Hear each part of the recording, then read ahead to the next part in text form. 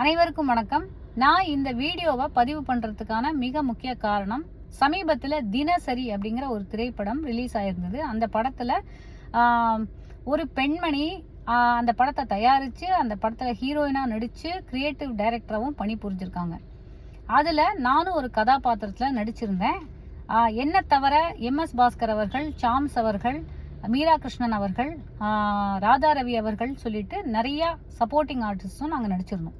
ஒரு படம் வெளியாகுது அப்படிங்கும்போது அந்த படத்தை ஒட்டின பல ப்ரமோஷனல் ஈவெண்ட்ஸ் எப்பயுமே நடக்கும். மக்கள் எல்லாருக்குமே தெரியும். Pre release event, teaser launch, audio launch, trailer launch, press show, celebrity show, அப்புறம் படம் வெளிவந்து நல்லா ஓடினா அதுக்கான ஒரு சக்ஸஸ் மீட், அந்த மாதிரி நிறையா ப்ரொமோஷனல் ஆக்டிவிட்டீஸ் ஒரு படத்தை சுற்றி நடக்கும்.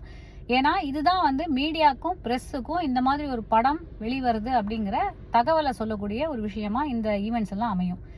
இந்த மாதிரி ஒன் ஆஃப் த ஈவெண்ட்ஸில் நாங்கள் எல்லாருமே கலந்துட்டு இருந்தோம். அந்த ஈவெண்ட்டில் ஒரு ப்ரெஸ் மீட் ஒன்று நடந்தது. அந்த ஈவெண்ட்டில் இந்த பெண்மணி முன்னாடி நின்று அவங்க ப்ரெஸ் எல்லாம் மீட் பண்ணி பேசிகிட்டு இருக்கும்போது நாங்கள் எல்லாருமே பல கேள்விகள் கேட்டாங்க. நாங்கள் எல்லாருமே ஆன்சர் பண்ணோம். அப்போ இவங்கள சில கேள்விகள் கேட்கும் பொழுது எங்களில் சில பேர் நாங்கள் பின்னாடி நின்றுட்டு இருந்தோம். அதில் பார்த்தீங்கன்னா சில மீடியா நண்பர்கள் அவங்கக்கிட்ட, நீங்கள் ஏன் இந்த படத்தில் வில்லியா நடிச்சிருக்க கூடாது, நீங்கள் ஏன் இந்த படத்தில் வேற ஏதாவது ஒரு பர்சனை ஹீரோயினாக போட்டுட்டு நீங்கள் வேற ஏதாவது கதாபாத்திரம் நடிச்சிருக்கலாம், இல்லை நீங்கள் நடிக்காமலே இருந்திருக்கலாம், ஏன் இந்த மாதிரியான ஈவெண்ட்ஸுக்கெலாம் இவங்க வரல அவங்க வரல அப்படிங்கிற மாதிரி நிறையா கேள்விலாம் கேட்டுட்டு இருந்தாங்க. அது எல்லாத்துக்குமே அந்த பெண்மணி ரொம்ப மரியாதைக்குரிய வகையில் ரெஸ்பெக்ட்ஃபுல்லாக பதில் சொன்னாங்க. Producer, heroine, creative head, director இருக்கிற எல்லா போஸ்ட் எனக்கு தான், போதுங்களா?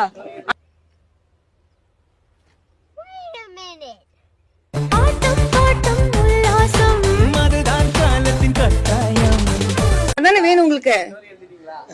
எல்லாமே கையில வச்சிருக்கேன் நானு, சரிங்களா? ஓகே. நான் நல்ல மனசுக்கு மேடம் இந்த படம் வெற்றி பெறுத்தோம். நான் அடுத்த படத்துல உங்களை நாங்க வில்லனிக் ஹீரோயினா எதிர்பார்க்கிறோம். ஆக்ஷன் ஹீரோயின், ஆக்ஷன் தான் நான் அடுத்தது. ஓகே. இந்த பெண்மணியை ட்ரோல் பண்ணி நிறையா மீம்ஸ், ரீல்ஸ் எல்லாமே சமீபத்தில் வந்துட்டு இருக்கிறது உங்களில் சில பேர் அறிஞ்ச ஒரு விஷயம்தான். அவங்க சமீபத்தில் நிறைய பாடி ஷேமிங்க்கும் ஏஜ் ஷேமிங்க்கும் ஆளாயிருக்காங்க. அதுக்கு பதிலடி கொடுக்குற வகையில் சில பேட்டிகளும் அவங்க கொடுத்துருக்காங்க.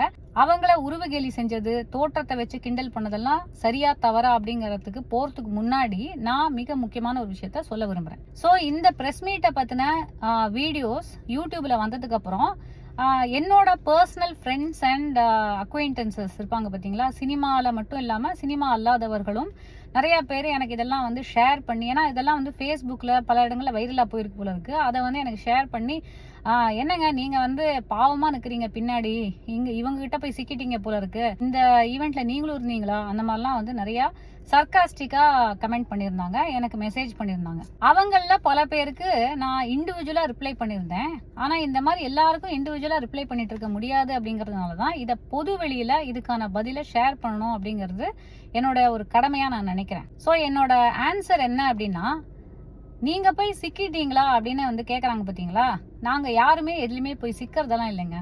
எங்களுக்கு கொடுக்கப்பட்டது ஒரு professional role as an actor in a film. ஒரு படத்தில் நாங்கள் நடிச்சிருக்கோம் அப்படின்னா ஆஃப் அவர் ஓன் வாலிஷன் நாங்கள் அந்த ஸ்கிரிப்டை செலக்ட் பண்ணி நம்ம நடிக்கிறோம். அந்த படம் பெரிய படமாக இருக்கலாம், மீடியம் பட்ஜெட்டாக இருக்கலாம், ஸ்மால் பட்ஜெட்டாக இருக்கலாம். ஆனால் இன்னைக்கு எத்தனையோ முன்னணி நடிகர்கள், நடிகைகள் எந்த ஒரு ப்ரொமோஷன்ஸுக்கும் தலையை காட்டாம வெறும் நடிச்சுட்டு போற இந்த காலகட்டத்தில் எங்களை மாதிரி பல கலைஞர்கள் கூப்பிட்ட எல்லா ஈவெண்ட்ஸுக்கும், எந்த ஈவெண்ட்ஸுக்கெல்லாம் எங்களை இன்வைட் பண்றாங்களோ அந்த மாதிரி ப்ரொமோஷனல் ஈவெண்ட்ஸ் எல்லாத்துக்கும் போய் எங்களால் முடிஞ்ச அளவுக்கு படத்தை ப்ரொமோட் பண்ணுறோம் அப்படிங்கிறது நான் எப்படி நினைக்கிறேன்னா, I feel proud about it. I have nothing to be ashamed of. Because of my own volition நான் ஒரு படத்தில் நடிச்சிருக்கேன். அந்த படத்தில் நான் அந்த ப்ரொடியூசர் கிட்ட கை நீட்டி சம்பளம் வாங்கியிருக்கேன். அது இந்த பெண்மணியாக இருக்கலாம், இல்லை நான் நடித்த எந்த படத்தோட எந்த ப்ரொடியூசராக வேணா இருக்கலாம். ஏன்னா இன்னைக்கு என்னுடைய வசதி வாய்ப்பு எல்லாமே பார்த்தீங்கன்னா சினிமாலேருந்து தான் இருக்குது.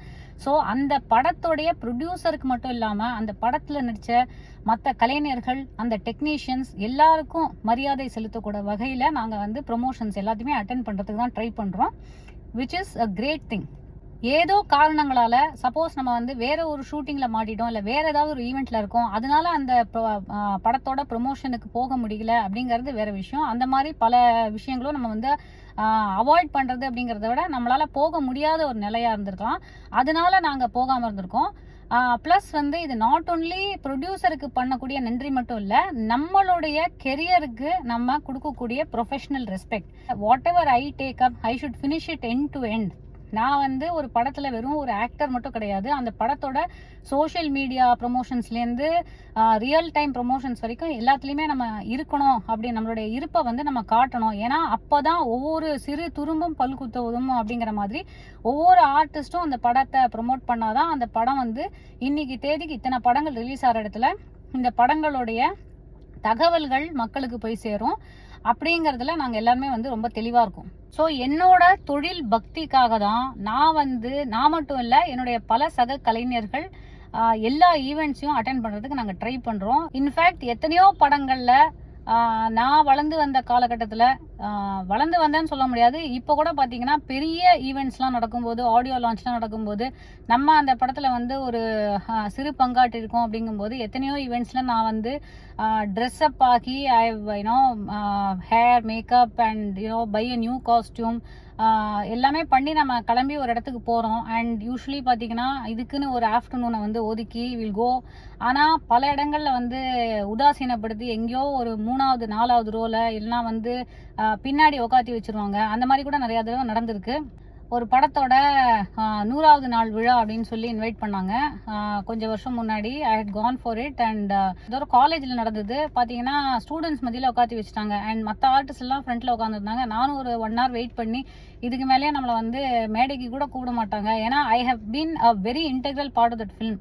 அண்ட் என்னோட கெரியர்லேயே one of the very important films. And அதில் வந்து என்னை கூப்பிட கூட இல்லை. They didn't even seat me in a place where I could be easily accessible to the stage. So அந்த மாதிரி ஈவெண்ட்ஸ் எல்லாமே அந்த 1 hour கழிச்சு நான் அப்புறம் எழுந்து போயிட்டேன். பட் அந்த மாதிரி எத்தனையோ ஈவெண்ட்ஸ் கூட வந்து நம்ம அட்டென்ட் பண்ணியிருக்கோம். ஏன்னா நம்ம வந்து we are not doing it for anybody else. I am not doing it for somebody else's pleasure. I am doing it purely because of my professional commitment to my role in the film and my role in cinema. So I always say take care of the process and the product will take care of itself. Which means நம்மளுடைய கெரியருக்கு நம்ம நியாயமாக இருந்தோம்னா, நம்மளோட ஒர்க்குக்கு நம்ம நியாயமாக இருக்கும். அப்படிங்கிற பட்சத்தில் கண்டிப்பாக நம்ம வந்து எந்த ஃபீல்டாக இருந்தாலும் I think we can be long standing and will always have a role to play in any field. இப்போ I come to the age shaming or body shaming of this particular lady who has produce the film call Dinasari. So இதை நான் வந்து ஒரு பதிலாக one of the promotional இன்டர்வியூஸ்லேயும் நான் கொடுத்துருக்கேன். First என்னென்னா, ஒருத்தங்க அவங்களோட ஹார்ட் ஒர்க் மூலமாக சம்பாதிச்ச காசை வெளிநாட்டிலேருந்து கொண்டு வந்து ஒரு படத்தை இந்தியாவில் ப்ரொடியூஸ் பண்ணி அந்த படத்தில் நடிக்கணும் அப்படின்னு நினைக்கிறாங்க. எனக்கு தெரிஞ்ச வந்து இதை விட நியாயமான ஒரு ஆம்பிஷன் இருக்கவே முடியாது. She has not only she but anybody who wants to do this இல் காட் அண்ட் வெல்த் எல்லாம் கொண்டு வரலாம். அவங்க சுயமாக சம்பாதிச்ச காசை வெளிநாட்டில் சம்பாதிச்சதை கொண்டு வந்து இந்தியாவில் இளையராஜா அவர்களுடைய இசையில் ஒரு படத்தை வந்து தயாரித்து பண்ணணும், அதில் வந்து தான் நடிக்கணும் அப்படின்னு ஆசைப்பட்டாங்க. அதை அவங்க அச்சீவ் பண்ணிட்டாங்க. I think this is a bigger achievement than most people have ever done in their lives.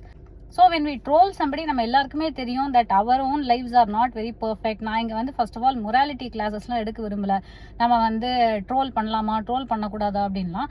I am just saying, just think for a minute whether நம்ம சொல்கிறதுல ஏதாவது வந்து ஒரு நியாயம் இருக்கா அப்படிங்கிறத மட்டும் பாருங்கள். அவ்வளோதான் நான் சொல்கிறேன். I am not here to advice anybody.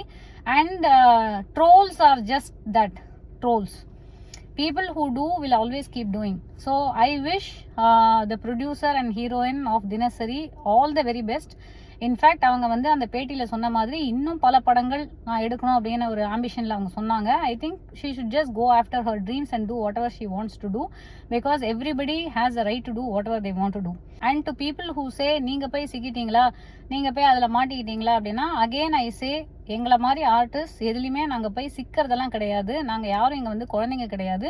We all know what we are getting into, and I have done this film with the equal with the same amount of passion as I have done every other film in my life, because that is the professionalism that I bring to the table when I become part of any film. So having said all that, கடைசியாக நான் சொல்ல விரும்புகிற ஒரே ஒரு விஷயம், தொடர்ந்து ஒரு திரைக்கலைஞராக எனக்கு ஆதரவு அளித்து கொண்டிருக்கும் தமிழ் நெஞ்சங்கள் அனைவருக்கும் என்னுடைய நன்றி, வணக்கம்.